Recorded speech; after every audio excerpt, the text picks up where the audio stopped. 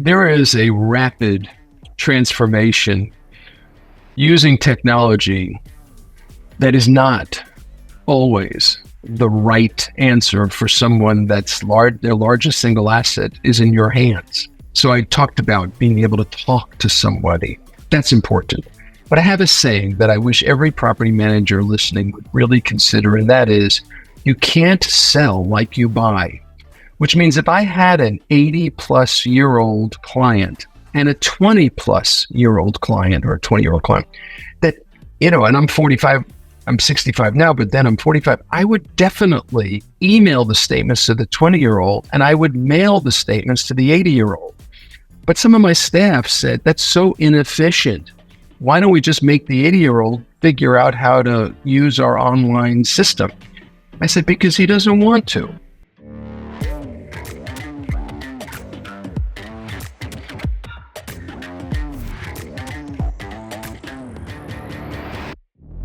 Hello, professional property managers. Andrew Smallwood here with the Triple Win Podcast and Second Nature. I'm joined today by Mark Kreditor. And Mark, I've been looking forward to this conversation for a couple of months. I know there's going to be people listening to this who know you and are familiar with you, given your long and kind of recognized career in the professional property management industry. You're regularly tapped as an educator in the real estate community at a local and national level. So again, some people may be familiar with you, but some people may not have had a chance to catch you at an ARPM broker owner or otherwise. I'd love to get started first with just welcoming you today and appreciating you for coming on the podcast. So thanks for joining us today. Thank you. Good to be here. And I'm happy to speak to you about my favorite subject, which is property management. So to that note, Mark, can you share with folks, how did you get started in this business and give a little backdrop and backstory about you and the company that you built and kind of how you got to where you are today? Sure. I come from a family of compulsive parents, so I was always very adamant about making sure that I was never late for appointments, and I was always going to be well prepared, or at least be able to wing it to appear to be well prepared. So I found myself in college doing a lot of collection work for the school newspaper, advertisements that weren't paid. I'd go after the retailer or whoever it was that owed us money, and I would get letters from people saying, I've never met anybody as persistent as you. Why don't you come work for us? This was a refrigerator rental company. I'll never forget that letter. So when I got into college, I opened up my business, which was called Get There First. And I started to do direct marketing for people who were building condominiums. This was in the early 80s. There was a financial crisis. The condos couldn't be sold. They needed someone to rent them. And I was designated as the marketing guy to rent them. I got my broker's license and realized I needed to cover the rent on my office very easily with reoccurring revenue. So I started to manage 10 houses and found NARPM in the late 80s, 89. And really the rest was just applying everything that I learned from others and forums and the sharing. NARPM is the most incredible networking organization. It was early on after that I was raising a family with my wife. We have 2 daughters, and I realized that this is not a fun business. This is actually very aggravating. So I wanted to set in place the best and most efficient way to grow the business on behalf of my client owners. So we started to require tenants to pay rent on the first, which sounds simple, but we actually were physically in the office until midnight of the first. And if the tenant didn't pay, in Texas at least, we were able to put a sign on the door that said late fees now due. And the morning of the second, we had a whole crew that would go to the house and physically post tenants. So late fees became a huge revenue source for us. And that revenue source led to return payment fees because we were depositing the money as soon as we received it, funding the owners always the same day. So everything became, as I was brought up, to be very efficient.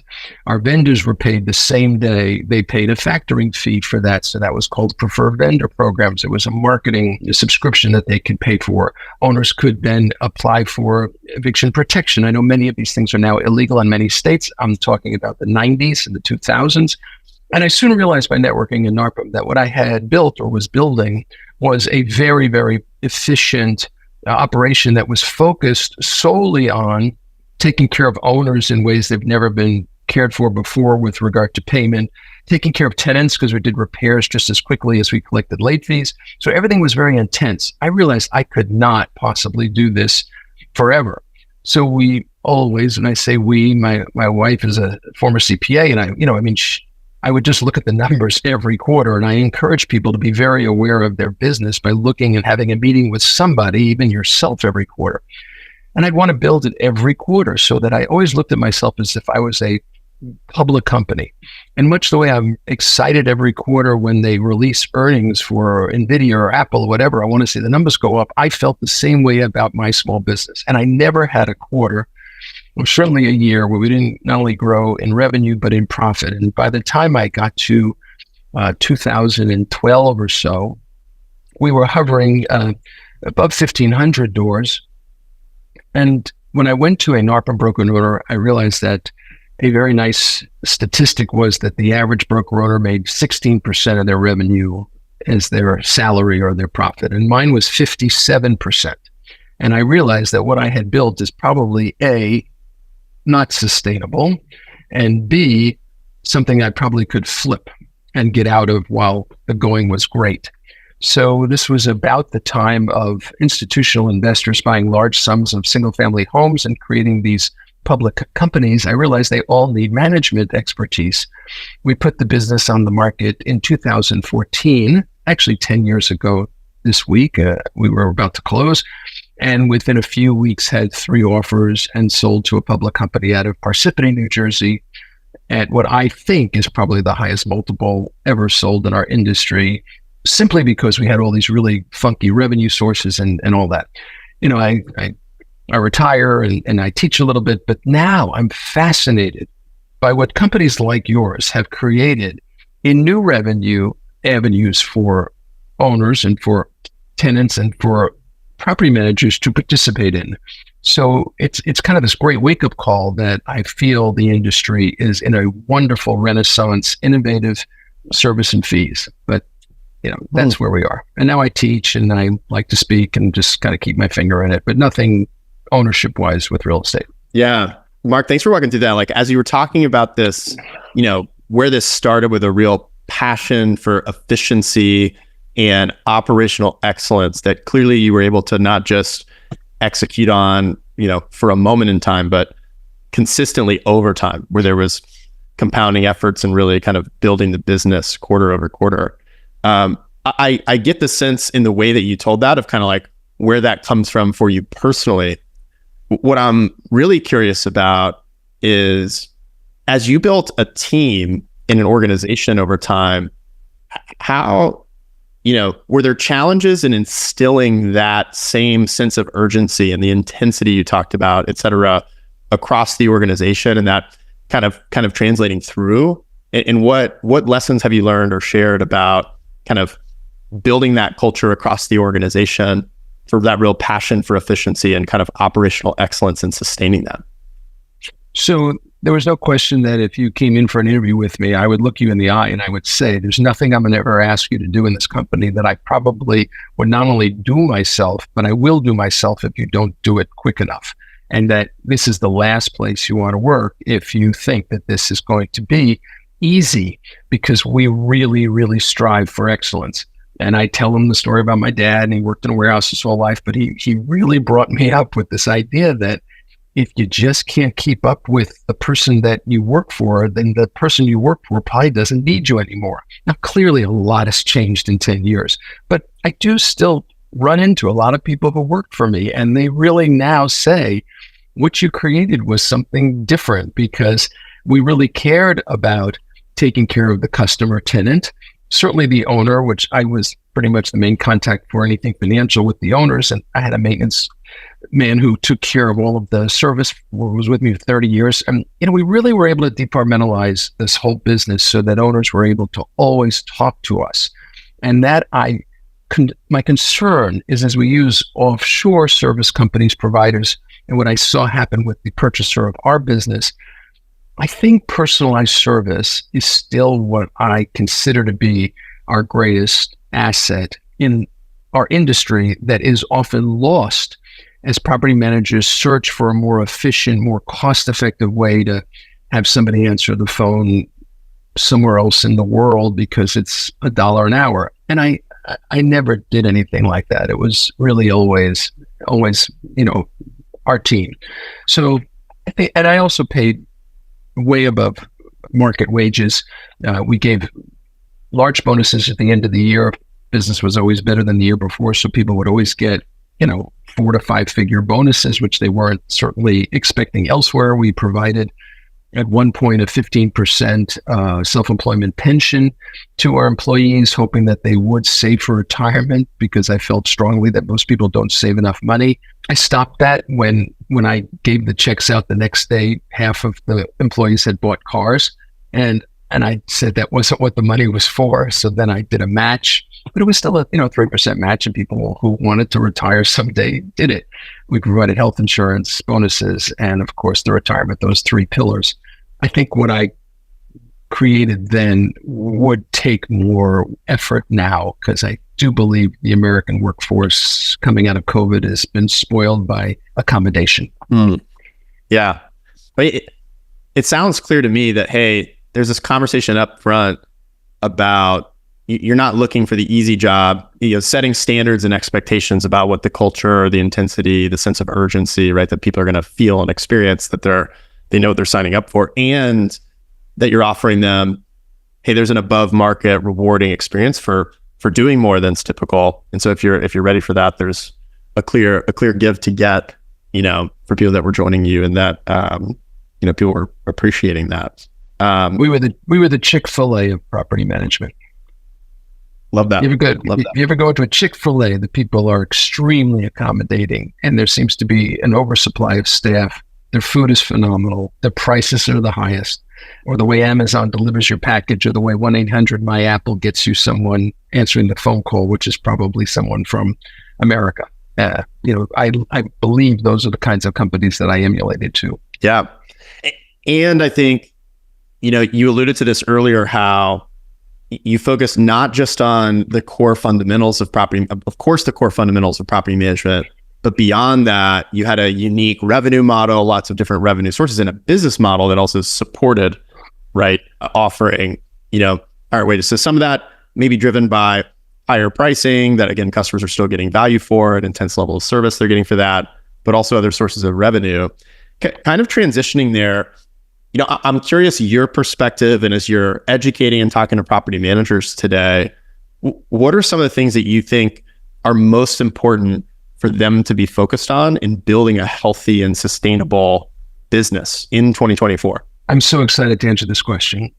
There is a rapid transformation using technology that is not always the right answer for someone that's their largest single asset is in your hands. So I talked about being able to talk to somebody. That's important.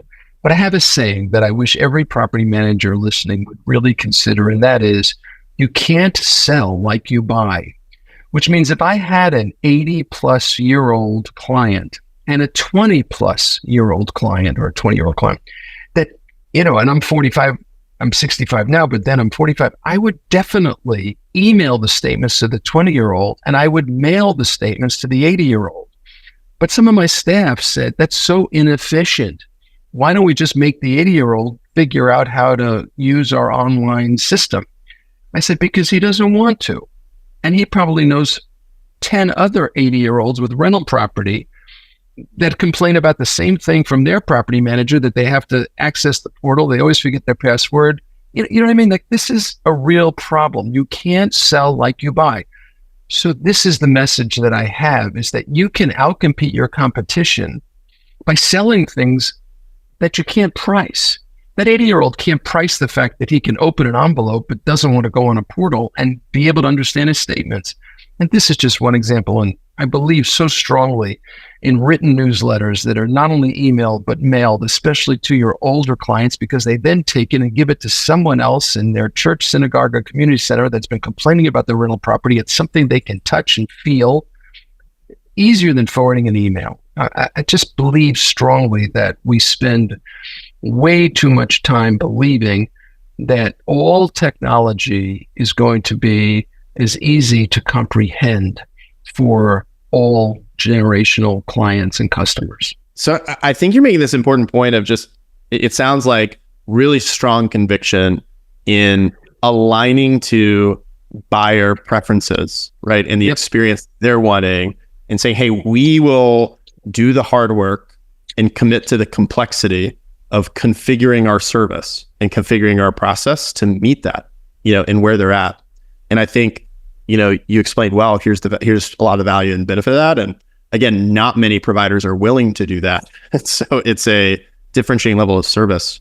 Are there times, or how do you think about like, hey, that's really just a universal maxim that you guys kind of committed to in all situations? Or are there times where you say, man, it's too much complexity to take on. It truly is too inefficient. And we actually can't reliably deliver on this level of service. Were there examples of that where you got more consistent and standardized, or how do you think about that? Sure. So I'll use the example of payments. Tenants would physically bring us money orders or checks. We knew how to process those. That was easy. But when the whole ACH came into play, it was harder for us to have to then check with our bank. Obviously, the bank is not going to credit it or update it till after the first. So we're missing an opportunity for a potential late charge because we don't really know when they sent it to the bank, especially if it's a bank holiday or a weekend. So we started to charge a fee, discouraging people from using online payment processing. This is in the earliest days. We wanted them to physically bring us the rent or mail us the rent early enough. You can leave post-dated checks is what I would always tell people to do. That was our model.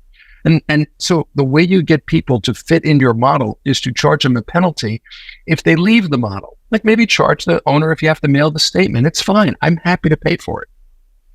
Then when the movement went to ACH, the exact opposite happens. Now people charge to get a physical check because there's risk in having money in the office. So you have to just kind of move, the treble and the bass so that you find that mid-range as the market shifts. And that's just one example with payment.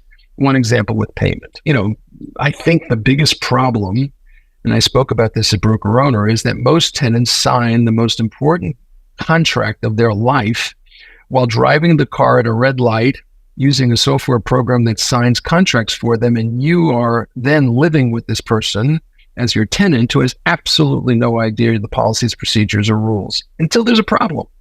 Then they come after you, go to the newspaper, the lawyer, whatever, and say, this can't be legal. I can't believe you're doing this.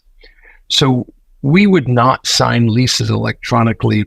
That one I really, really held out for. People thought I was nuts, but I personally wanted to read every lease to a tenant because I wanted the buck to stop with my mouth in their ears, that they hear it from me, how they're going to get the best service, how they make their maintenance requests known, what things to check if they have a problem, breaker box, air conditioning filter, whatever it was, but also about payments and also about early termination.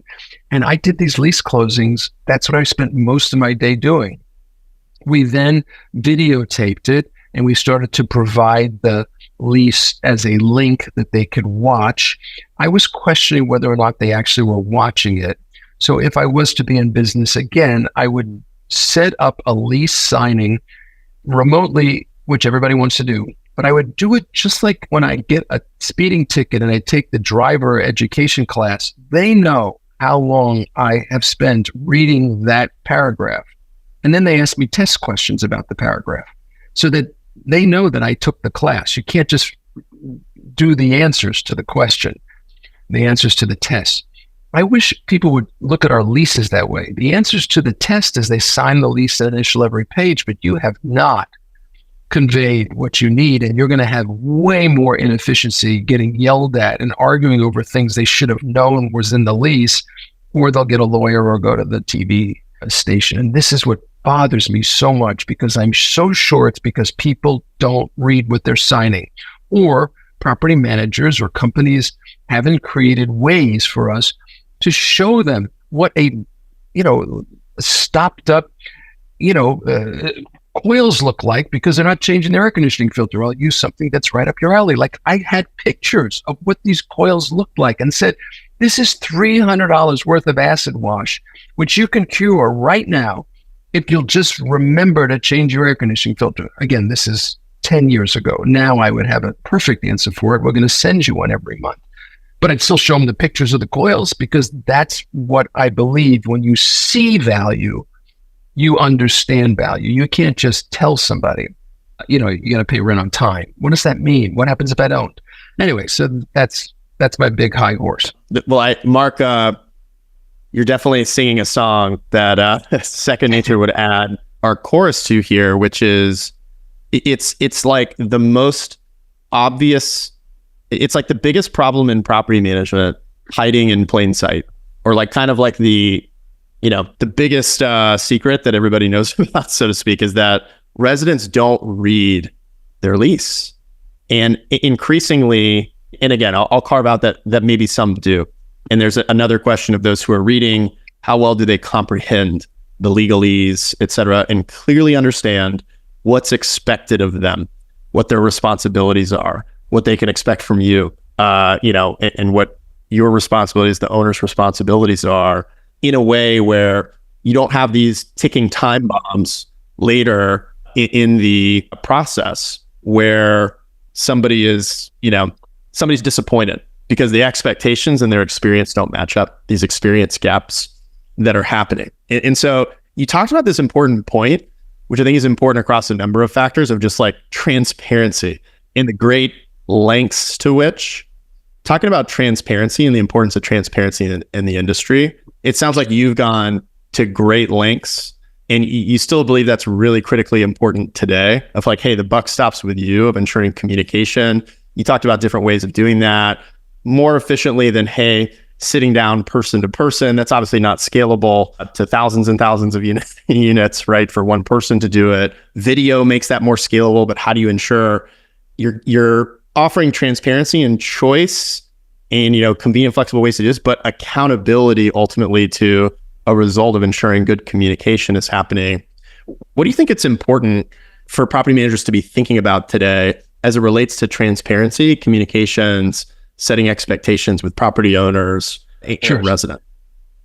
Well, it certainly starts with the lease. And I really believe that they can't just sign it at a red light. It is so dangerous for your staff. Have respect for the people that work for you, not to talk to people and then say, I can't believe they said that. Yes, you can. Nobody invested on the front end for them to understand it. So I believe strongly in this idea of having some time, questions, a test, maybe in the section on accountability.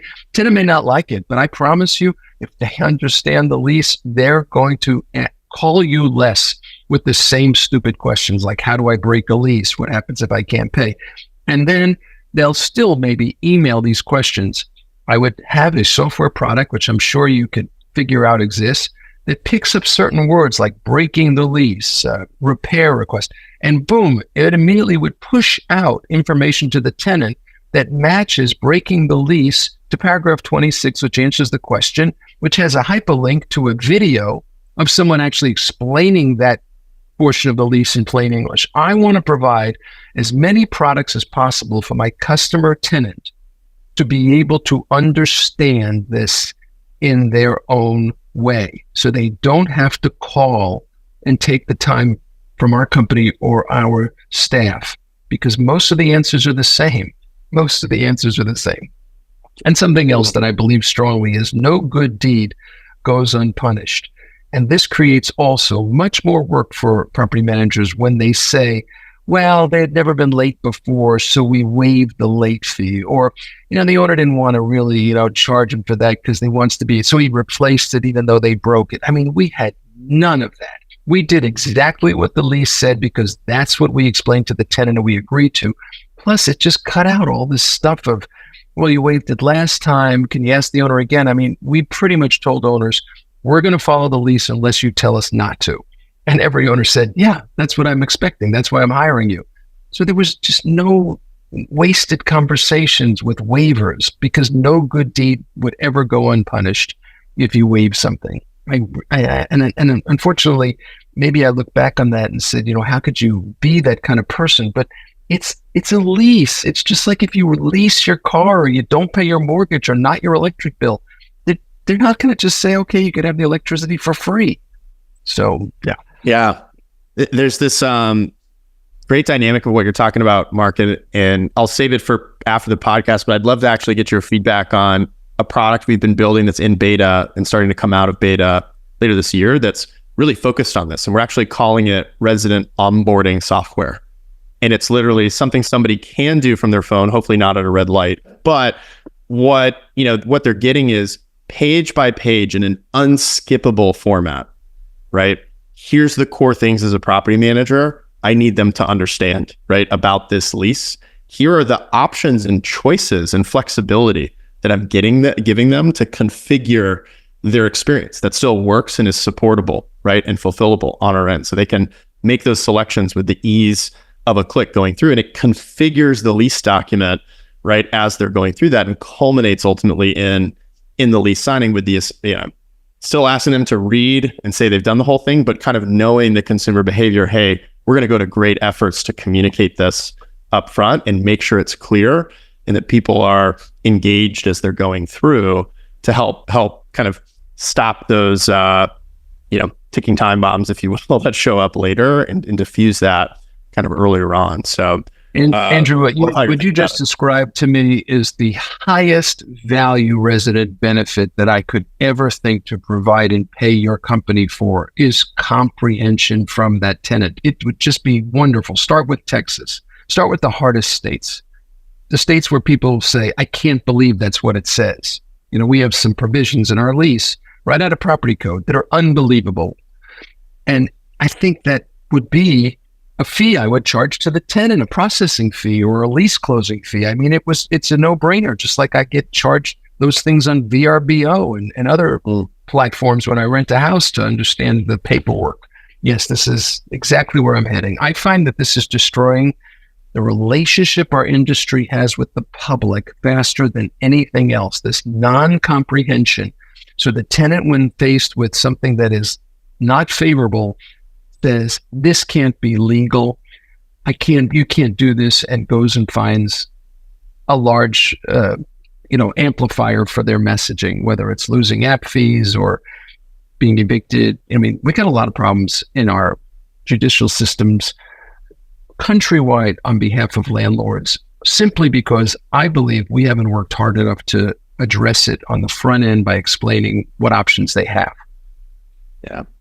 Yeah, I don't think you're overstating the problem, and I think you're describing it well, of just leases are getting longer, right? And there's more options and configurability today than there's ever been before, and yet attention spans and consideration spans are getting shorter, right? Yeah. And so it's exacerbating this problem of really educating and enrolling residents with the right expectations in a relationship in a way that builds trust versus destroys it. It's a problem we're trying to take head on, and that we've seen the industry around property managers not build the kind of tools that are needed to help do this in 2024. So we're doing our best to answer that call. We expect and hope others will too.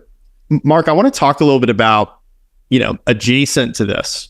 There's a question in property management about the business model of property management, and you alluded to, hey, there's things I was doing that actually I don't know if I would be doing them today, or I didn't see them as totally sustainable and durable.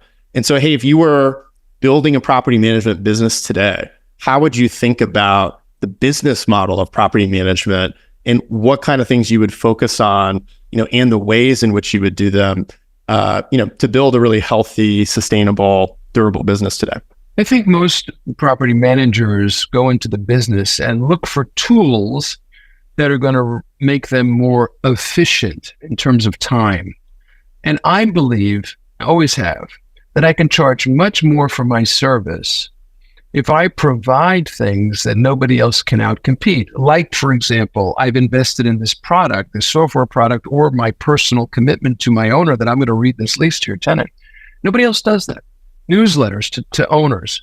Maybe have a company that writes them. I don't know, but our newsletters were the easiest way for me to teach my owners what was going on in our industry and certainly in our marketplace, so that when they got the call from me, they would expect it, whether it be to make certain adjustments, certainly in security features and smoke detectors and other things.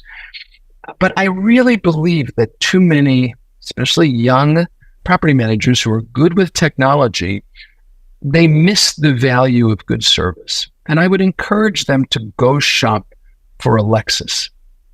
And I really believe car dealerships are some of the greatest places where thought is given on customer experience. And when you go into any car dealership, I use this in my broker owner presentation about fees and other things that people could buy. They show you pictures. My problem is I often run the rim along the side curb if I miss it on the parallel park. I have to do it one time and the rim is totally chopped up, thousands of dollars. But they show me pictures of rim after rim on this flip chart or on the iPad when I'm signing the papers face to face. But I would always pay this ridiculous insurance, which people say, never buy anything they sell you. I buy the tire and wheel protection plan because I know that whenever I bring the car in for service, I'm going to want to have my rims fixed and I have the coverage. The same thing about technology. I'm amazed at the Lexus dealership that they pay two people full time just to teach older customers who are probably the largest buyers of Lexus cars, how to use the technology. They care so much that people can experience the benefit of the car. So I take that to property management. You are not giving your clients the greatest experience or benefit if they never talk to the same person twice, if they naturally feel that nobody really knows my house, they probably don't have my back. I would have a couture property management company. I would say we do charge, let's say 1% more, whatever the number is. And it represents, I understand, $30 a month. But you're always going to be able to talk to someone who's walked your home, who knows your property, who could pull up on the screen everything about how the configuration is of the thermocoupling on your hot water heater, whatever it is. I feel a lot of that is lost. And we're not as much about the real estate as we are about building people's, pocketbooks. And I always used to say, put your commission second. Like you build a business by building your reputation. And I always felt that owners knew that part about us, that they would be able to talk to us, that we always answered their calls. And I know that doesn't always happen in the new models being developed in our industry. So you asked what I would do. I would certainly go back to old school service and figure out how to charge enough to cover that. Yeah, man, I love this point you're making of what are the things that only we can, or maybe only we are willing to do that put us in a different position where, hey, we can not invite comparison to what somebody can do on their own or what another management company, again, may be offering, but you force a choice of if you want this, and if you want this level of support, and if you want this outcome, and if you want this experience that only we do, right, then you're going to choose us. And hey, there may be a premium attached to that, but whether there's even a premium or not, it puts you in a great position, right, to keep that customer ultimately over time and have it not be competed or commodified away. So if you think about sustainability and durability, et cetera, where we started, it makes sense putting the company in a differentiated position. I think you've given some good examples of ways people can do that. Owners also trust you more when they know who you are. When they trust you more, they then believe you when you say, never, ever go see this property again. I used to tell owners that. I said, this is like taking a property that has been otherwise a very, very clean and holy place for a kitchen and, opening up the most disgusting thing possible because that's how your tenant likely will live. Why do you need to put yourself through that aggravation? That's what you pay me for. That's why I have a security deposit. So please trust me. I'm here. I answer the phone. Don't ever go buy your property. Don't even drive by it. You just don't need the aggravation, your stomach and all that. And I had owners who really never went back to their properties and they started to look at it as an investment that I was in charge of. And we encouraged them to pay off their mortgages. I do believe that people get too in love with debt and leverage. And as you get older, you should probably think of a plan not to have that. And I have the most cherished things, some pictures even behind my wall here, gifts from owners. When they paid off their mortgages, they bought me things, which I find to be very valuable in my life because I had them for 20 or 30 years and they listened to our advice and didn't, go over to the property and do things for tenants because she seemed like she needed a break or whatever it is. I mean, it's a business.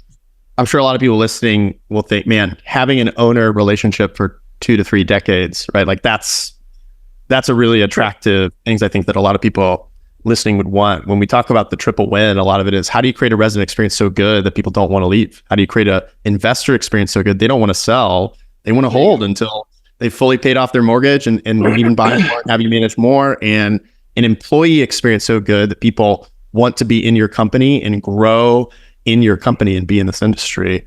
Putting those all together at the same time, you really get the most powerful force in business working for you, which is momentum, right? That you can keep building on and turning that flywheel. Mark, I know we're coming up on our time, so last couple of questions and a couple of things I want to make sure we cover is, you just gave this keynote presentation at Narpin Broker Owner, and you've alluded to it a couple of times. Is there anything else for kind of like the Cliff Notes or Spark Notes version of key messages or points that you shared there that you think would be important for an audience that wasn't in the room, or the audience that was in the room to hear again? Well, you picked up on it so beautifully when you said you have to really sell what you're best at, and you sell things that people can't compete with. So I would encourage every property manager to sit in a room, maybe with their staff, their spouse, their team, doesn't matter, their partner, and just figure out, what are we good at? And therefore, what can we then do with that? I was always really good with money, other people's money. And I would invest security deposits so I would get the maximum return. I mean, I was crazy. I had every nickel of deposits working for me, and bonds and stuff, CDs. We didn't have to pay the tenant anything. So it was it was just a big revenue source. I also had no problem lending money to vendors to build a fleet of trucks, to get staff if they needed it, to buy parts, because they're going to go borrow it for 30% or 25% from God knows where. I could lend it to them for 10 or 15, which is 3 times what I was getting in the bank. And again, use money to make money. It also requires no labor. So I'm a big believer, and you have to look at what is the time factor of whatever this new profit center is. I talked about tenants leaving appliances behind when they move out of properties. You have a huge opportunity to capture those appliances, tell them you'll take them if they're in working order, partner with a repair company to maintain them, and lease them back to future tenants so they can have appliances, whether it be refrigerators or washer dryers.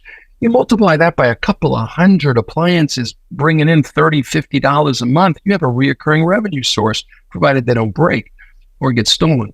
So, I just think about these things all the time. I never stop thinking about new ideas with which to make money with the money that we already have in property management. I feel the management fee is a loss lead because it requires the highest amount of labor. The rest of it is really what you need to focus on, of the services and benefit packages, whether it be for owners or vendors or certainly residents, that our listeners should recognize is going to be the most profitable areas of their business. Yeah, that's great. And, Mark, I'd say as you kind of look from 2024 ahead, to 2025, 2030, as you look to the future for property managers and property management business owners, what do you see that gets you most excited? What do you see that has you most concerned? What do you think is most important for people to be paying attention to as they're looking to build their business in the years ahead that we haven't discussed yet? Well, I'm easily excited, so I want to change the word excited to just things that I really think about. And I think that every property manager needs to be a legal expert in property code. You can't just wing it anymore. You said it earlier that the leases become longer and more complicated, that I am most ashamed when I meet people in the industry that don't take the time to really know the lease, the property code, the compliance, the answers to the questions. How do I get out of my lease? We really were very adamant about it, and I still am. I really often hear from students that I teach a class to, you've convinced me that I will never get into property management. And I say, good, just keep selling homes, because property management, you shouldn't do halfway. It's bad for you. You're going to probably have problems that take a lot of time and money to get out of, and you're giving a very poor name for an industry. So that's kind of my main final thought is that part you're going to have to study a little harder. Yeah. But I think there's a lot of people listening to this that would agree that the professional segment, staying on top of regulatory changes, legislative changes, compliance, et cetera, is a core part, to reducing their business risk and also increasing the reputation, right, of property managers collectively in this industry in the years ahead. That they're fully committed and dedicated to that. Mark, I just want to wrap with saying thank you. There was so much great stuff. I appreciate you covered tactical, practical examples today. You shared a lot of passion and new ways of just thinking about the business and opportunities and challenges and risks that are here today. I love your examples and stories and what they're grounded in, your experience, and just really appreciate our conversations. I've enjoyed getting to know you over the last couple of months. So thanks again for joining us today. My pleasure. Thank you for all you're doing for our industry. I really mean it. Thanks. And that wraps up another episode of the Triple Win Property Management Podcast. Thank you for pressing play. We hope you've gained valuable insights and inspiration. The Triple Win Property Management Podcast is proudly produced and distributed by Second Nature, where we believe in a triple win, building winning experiences for your residents, investors, and your teams with the only fully managed resident benefits package. Visit secondnature.com to learn more and talk to an RBP expert in your area. If you have any questions, comments, or want to weigh in on the conversation, we'd love to hear from you. Email triplewin@secondnature.com. That's triplewin@secondnature.com.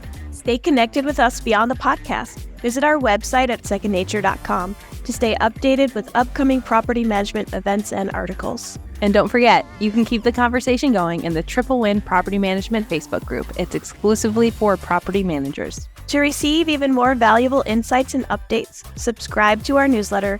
You can find the link to that and much more in the show notes. On behalf of the Triple Win community, this is Laura Mack, thanking you for tuning in. And on behalf of Second Nature, this is Carol Housel. Check back soon for another exciting episode. Until then, keep striving for that triple win.